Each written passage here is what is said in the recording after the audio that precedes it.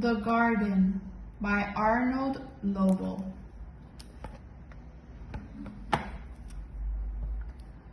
Frog was in his garden. Toad came walking by. "What a fine garden you have, Frog," he said. "Yes," said Frog, "it is very nice, but it was hard work." "I wish I had a garden," said Toad. "Here are some flower seeds. Plant them in the ground," said Frog, "and soon you will have a garden." "How soon?" asked Toad.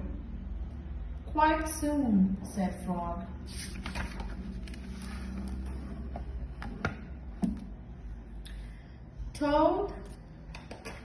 Toad ran home. He planted the flower seeds. "Now, seeds," said Toad, "start growing." Toad walked up and down a few times. The seeds did not start to grow. Toad put his head close to the ground and said loudly, "Now, seeds, start growing." Toad looked at the ground again. The seeds did not start to grow.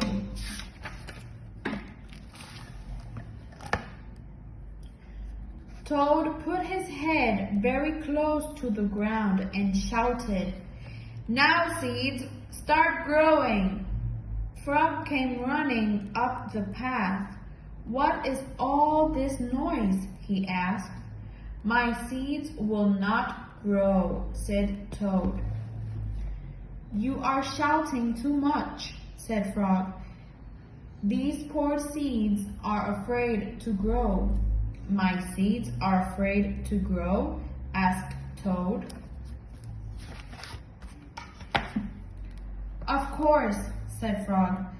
"Leave them alone for a few days. Let the sun shine on them, let the rain fall on them. Soon your seeds will start to grow." That night, Toad looked out of his window. "Drat," said Toad, "my seeds have not started to grow. They must be afraid of the dark." Toad went out to his garden with some candles.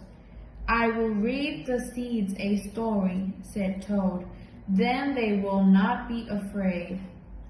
Toad read a long story to his seeds.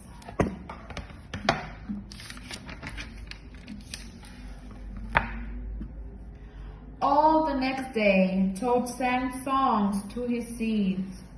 And all the next day, Toad read poems to his seeds. And all the next day, Toad played music for his seeds. Toad looked at the ground. The seeds still did not start to grow. "What shall I do?" cried Toad. "These must be the most frightened seeds in the whole world." Then Toad felt very tired and he fell asleep.